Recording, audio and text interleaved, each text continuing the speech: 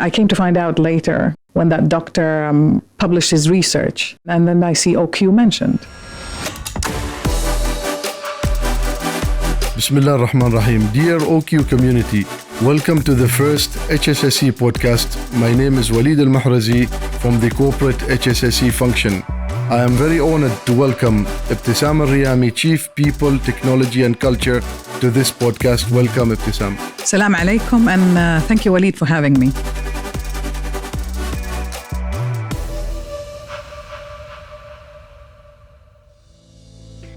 So, Ibtisam, we all know that unfortunately you are one of the people who got affected with COVID-19 in the beginning stages of COVID, sometime mid last year. So can you please take us on your journey and how COVID impacted you and your journey towards recovery? Thank you. I can't say it's a pleasant thing to talk about necessarily, but I think when you told me, Waleed, why we're doing this, clearly we are very, very tired. We never saw it coming, that it would be a year later, and what is in effect the second wave, projected to be larger and harder, is upon us. So that is why it's important for us maybe to share our respective stories. So I contracted COVID in the second week of July. I was working from home on that day, feeling completely energized, did a full day's work. At around 4 o'clock in the afternoon, suddenly, out of nowhere, I just had no energy whatsoever. Very unusual for me. So I decided, I'm just going to take a little nap. When I got up from the nap, I was extremely tired, body aches. Living with my mother, I decided, it's time to go and get checked very quickly. I was not going to take any chances. I also grabbed my son, who was the only person in our household who was allowed to go to Lulu and Carrefour, and he was our rep to the outside world. So we both got checked the same night. I think it is worth noting that I felt tired and I felt that my body was aching. I didn't realize that I was already walking with a 40-degree temperature at the time. The results came about 24 hours later, and I was actually negative.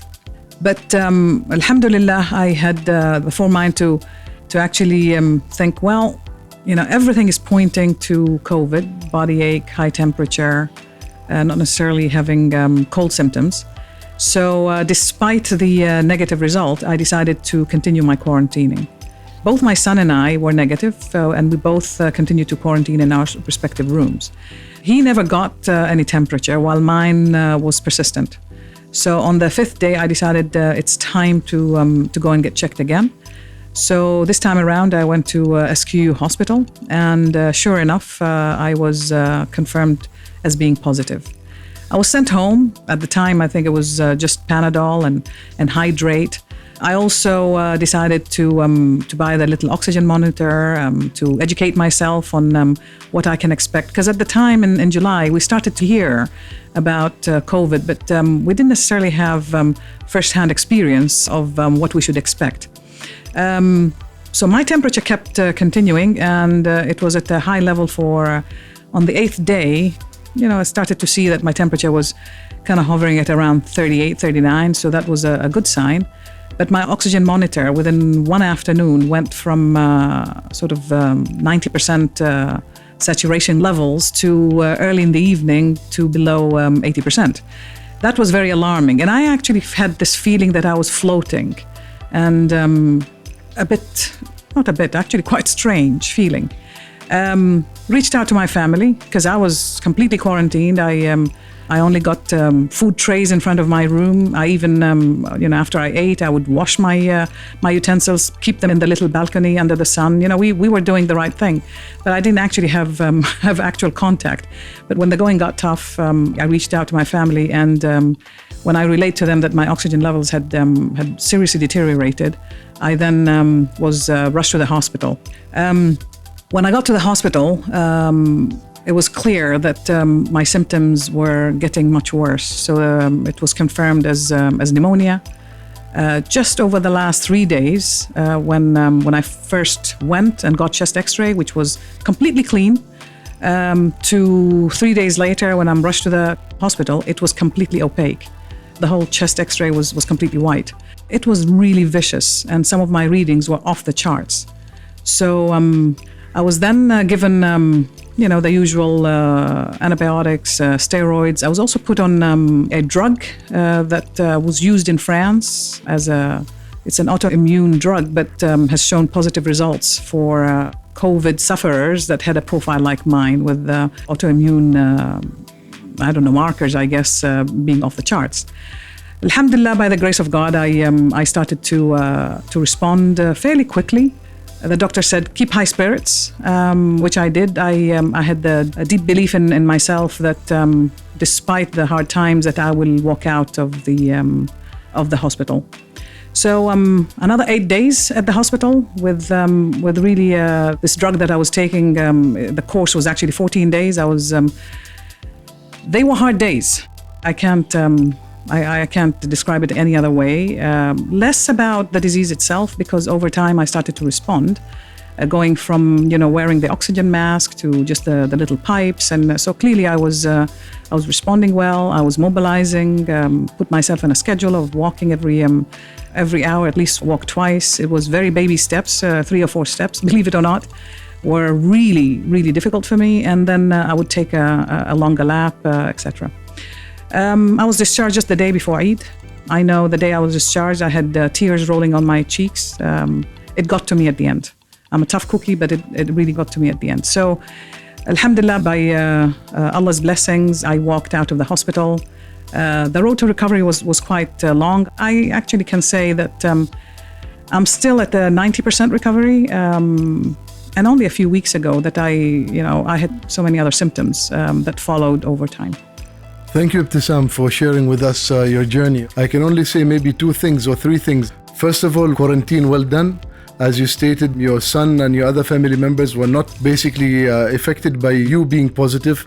And yes, it was a quite journey in the hospital, and especially in those days before Eid, which is a very important celebration for us. So it must have been hard on yourself and your family also. How did your perspective change from COVID, from hearing about it in the initial stages till being yourself diagnosed as a positive of COVID and your recovery? So how did your perspective change? It's less about my perspective and possibly more about my reflections, because I am the kind of person who, if the doctors are saying it's bad, I don't second guess them. And we were reading enough at the time to know that this thing was real. And I was absolutely convinced that it was actually real. It was really funny at dinner table when you actually had some parts of the family household who would talk about all of these conspiracy theories, etc. I'm not one of them. Yeah. If it looks like a duck, it quacks like a duck, it's a duck. And so I never really questioned, that this is a serious thing that we need to take seriously. But I think I had a lot of reflections while I was ill, and for probably the first time in my life to be almost alone for 5 weeks, being quarantined in my room. I don't think I've ever had that experience.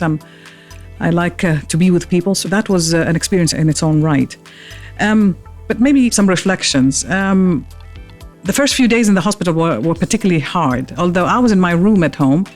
But just the knowledge that if I needed anything, I just phoned someone or whatever. I would also go out in the balcony in the afternoon and just wave to my mother so she knows that I'm alive. And, I would fake some courage and make sure that she understands that I'm doing well. But the first few days at the hospital were very, very hard. Not only because I was ill, but absolutely no one is allowed to come and see you. So that routine and just time not passing for someone who's always busy was quite hard for me. I think it got better once I realized that I just need to embrace it and accept that I'm actually there, that I'm very well looked after. Developed my daily routine, in every hour I targeted walking at least twice. And also I deeply believed that this adversity will also pass. So I knew in the deepest part of my heart that I would actually walk out.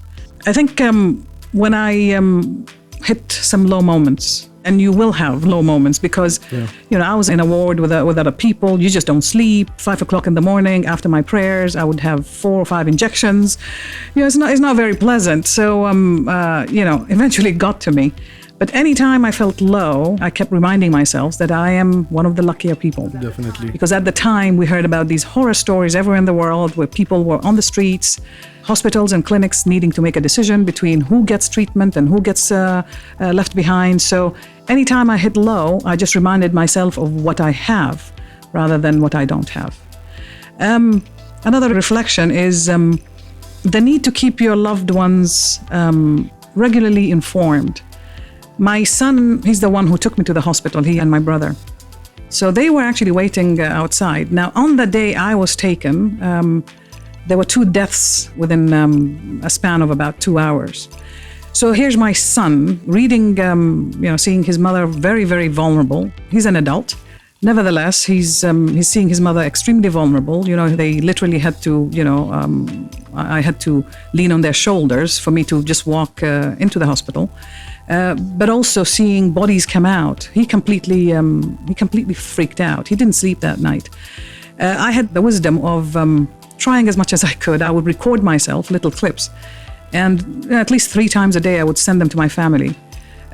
They got to see me, not only hear me. Now, of course, when I look at these clips now, they're very hard to look at because I didn't realize how bad I looked and how bad I was. You know, just talking was a chore. You know, after I got out, those were the lifeline between me and my family. My mother was able to see that I was actually progressing, that I was, getting better, because the view in your loved ones' heads is probably much worse than reality. So I think that's another reflection that I had is the need to just keep. Must have been very hard for your family, being a strong woman like we all know you, and being in that vulnerable position. And I'm the eldest in my family, so indeed, walking, being almost dragged to the hospital was actually quite hard. I think one special reflection I have, and I have many, but I'll stop here. One special reflection I had is coming to know almost 6 months after I had contracted and got better. The drug that I was, or the course of treatment that I went through, just coincidentally I bumped into. The doctor had published his research, so I came to find out that it was actually part of a research project at SQUH. And I saw that the doctor was actually acknowledging Ookyo. So I thought, what does this have to do with Ookyo? Only to find out later, having inquired directly from the doctor, that the funds that Ookyo as an organization and we as individuals donated from our own pockets to help society at the time, you'll all remember that we acted very, very quickly, actually went into funding this research. This is not something that I was aware of, but I was filled with so much humility to know that it may be that, as we call it in Arabic, our sadaqah, that came back to possibly save my life. So I was very humbled and it touched me very profoundly. This is a message to all of us. Whenever we have an opportunity of charity, we should not hold back, as charity usually takes a full cycle and basically comes back to us. Ibtisam, you rightly mentioned that there is things that are going on that we don't know and somehow we are a part of it. For example, the study that in some way or form we funded as Ookyo, there's also a lot of people who are working behind the scenes to support basically the whole approach of COVID response. So we have the facility management team who are basically facilitating a cleaner, safer work environment for all of us. We have the emergency management team who have been managing COVID for 1 year now. We wanted to celebrate the 1 year anniversary, but I think COVID is not something to be celebrated. Our business continuity teams, our corporate communication team, and everybody who's working hand in hand in basically combating COVID. So what is your message to the Ookyo community? How can we use the tools that have been provided to us, technological tools? For example, one of our first line of defenses, as we call them, our self-disclosure form, and other things, and your messages towards the Ookyo community. Right. I'm not going to pretend that I have deep wisdom in this area. What I do know is, and it has come through indeed interacting with, as I call them, the COVID veterans of Ookyo. So we meet in the corridors and say, how is it like for you? I know, Waleed, you and I have compared symptoms and how we're recovering, etc. But I think it comes down to a few nuggets of wisdom. First, make sure that your personal well-being is paramount, that it's actually priority number one. Waleed describes it as, you put your oxygen mask first, and then you worry about those who are next to you, because unless you look after your own personal well-being, you're of no help to anyone. So recognize that this is that Ookyo has your back. If you're not feeling well, you shouldn't be questioned. And if your supervisor is confused about that, do not worry for the time being. If you feel that you're not okay, pack and go home and get checked. Ask for help if and when you need it. Look after yourself to start with. What I found is technology has really revolutionized our coping mechanism. So indeed, I got discharged during, just a day before Eid. And then we set up all of these, laptops and iPads and phones, etc., in a Zoom meeting. So instead of us going and visiting each other, we were just there with the screens open, and people would just pop in and out, and we just published our Zoom address. And I know that was a fairly profound experience for my mother, because the very first time she was greeting a close family member, she shed a tear. She said, "I just never thought in my lifetime I would be doing this." But within the hour, she just got used to it, and it just felt less alone and less lonely.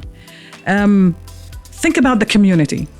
I was touched in a very profound way, because I along others, many others in Ookyo, said, I've got something to give back to the community. Ask about your neighbors.